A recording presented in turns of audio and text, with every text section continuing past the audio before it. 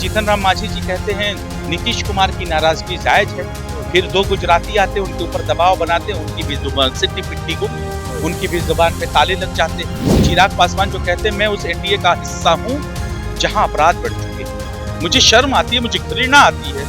फिर दिल्ली वाले लोग आते हैं उनके ऊपर। कुटुंबा जो सीट है वहाँ से राजेश राम भी है, फिर से आपके भी प्रत्याशी है सुरेश पासवान। हो सकता है क्या इस लोकतंत्र में दूसरी पार्टी? ये बताइए ना, जनता दल यूनाइटेड के लोग जो कहते हैं कि मैं जनता दल यूनाइटेड का आदमी हूँ, आधे भारतीय जनता पार्टी की तरफ क्यों चले गए? भारतीय जनता पार्टी की तरफ से क्यों बैटिंग करते हैं? किसी की जुबान चुप हो गई, अगर किसी को चुप करा दिया गया तो वो एनडीए है, वो भारतीय जनता पार्टी में।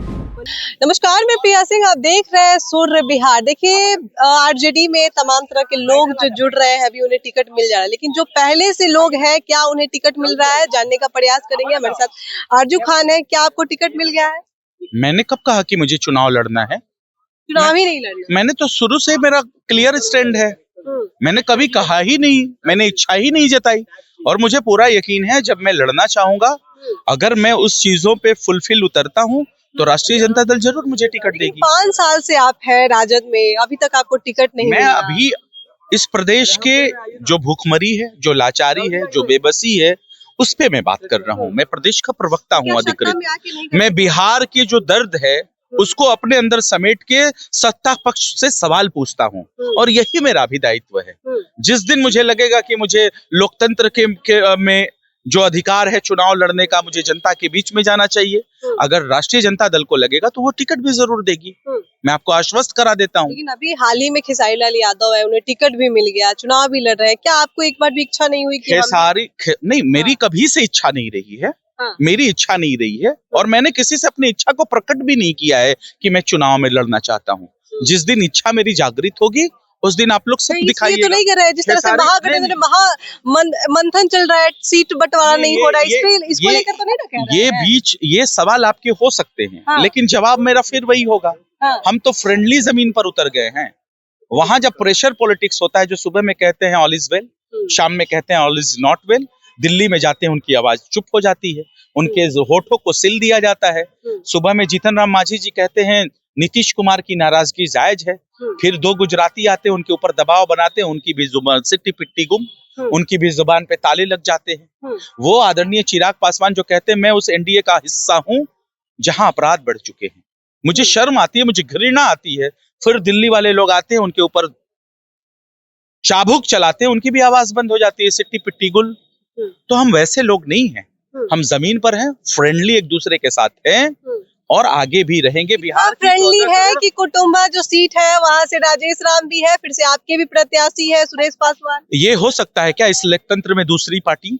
ये बताइए ना, जनता दल यूनाइटेड के लोग जो कहते हैं कि मैं जनता दल यूनाइटेड का आदमी हूँ, आधे भारतीय जनता पार्टी की तरफ क्यों चले गए? भारतीय जनता पार्टी की तरफ से क्यों बैटिंग करते हैं? और फिर वो कौन सा प्रेशर है कि सारे लोग खामोश हो जाते हैं, आवाज भी उठाते हैं पार्टी के खिलाफ, फिर खामोश हो जाते हैं? हमारे अंदर लोकतंत्र स्थापित है। हमारी पार्टी में लोकतंत्र में हम गरीब, वंचित, शोषित और सबके दबे कुचले सबकी आवाज सुनते हैं। फ्रेंडली जो चीजें हमारे अंदर हो रही है, कहीं हमारे अंदर इफ बट का कोई संशय नहीं। लेकिन कभी इच्छा नहीं हुई कि चुनाव लड़ना चाहिए, लोगों के बीच जाना चाहिए? लोगों जब मेरी इच्छा होगी तो मैं आपको जागृत कर दूंगा कि ये मेरी इच्छा है। अरे तो जरूरी थोड़ी है माथा फुड़वल हो रहा है, इसके कारण तो नहीं? 5 सालों के अंदर मैं सबसे पहले इस प्रदेश का प्रदेश महासचिव बना, आपदा प्रबंधन में, राष्ट्रीय जनता दल के अंदर। फिर मुझे तुरंत 3 सालों के बाद, मैं 2 सालों से, लगभग 2 सालों से मुझे प्रदेश राष्ट्रीय जनता दल ने प्रदेश का प्रवक्ता बनाया है। मेरे कामों को सराहा गया है, और मैं जमीन पर काम करता हूँ। बिहार के गरीब आवाम, गरीब, वंचित, शोषित अकलियतों के बारे में मैं आवाज उठाता हूँ, जनता की आवाज उठाता हूँ। जिस दिन लगेगा कि मुझे जनता के बीच में जाना है, उस दिन मैं आपको बता के चला जाऊंगा। इसमें कहीं कोई परेशानी नहीं है।